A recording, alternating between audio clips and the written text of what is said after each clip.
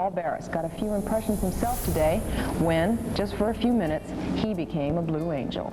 It was a memory that will last a lifetime. So they said, how would you like to fly with the Blue Angels?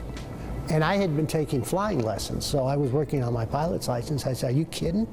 I said, when do we go? His first job in Washington, North Carolina, not only combined meteorology and reporting, but also his love of flying. He told me what to touch and what not to touch, like the ejection handles. This one was my favorite of all time.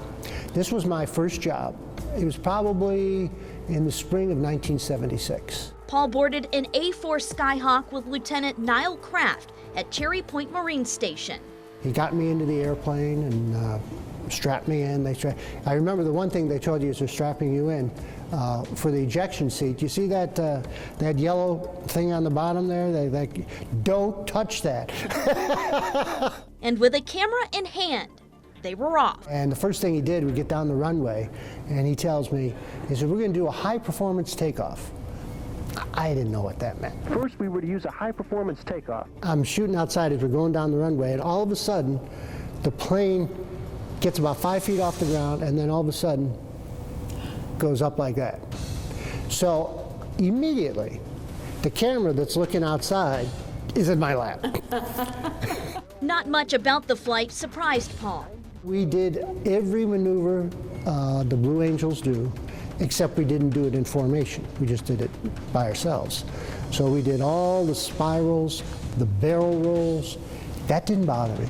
In this, it's not, it's sudden. It's like, laugh off to the side.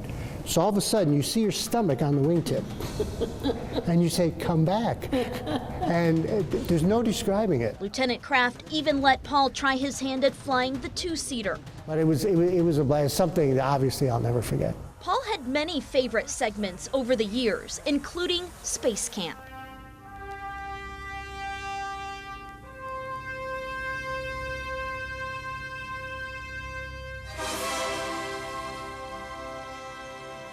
The first things I did here was doing the Space Camp. He said, how'd you like to do Space Camp? And I can't remember exactly if I knew what Space Camp was at that time. Welcome to the cockpit of Challenger. Space Camp has changed over the years. Once a place designed for children, now welcomes all ages. When you were a kid, you probably went to camp. Maybe you went up to a lake and did some fishing, swimming, hiking, had a whole bunch of fun. Well, things have changed. You still have fun, but now you go to Space Camp. It almost set you back to being a kid and playing. And that's what it was like. It was all pretend, but they tried to make it so that it was similar to what they do. It's not in the astronauts so much. It's what the people who support the astronauts do. Paul followed all of the same procedures used on launch days. It's like, okay, we're going to lift off at a certain time. You had to get everything lined up. You're in charge of this, you're in charge of this, you're in charge of this. The only downside, Paul says, was living like a grade school camper.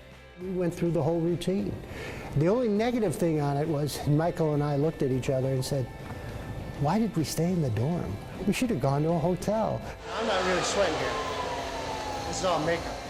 In Chattanooga, Michelle Herron, Channel 3 Eyewitness News.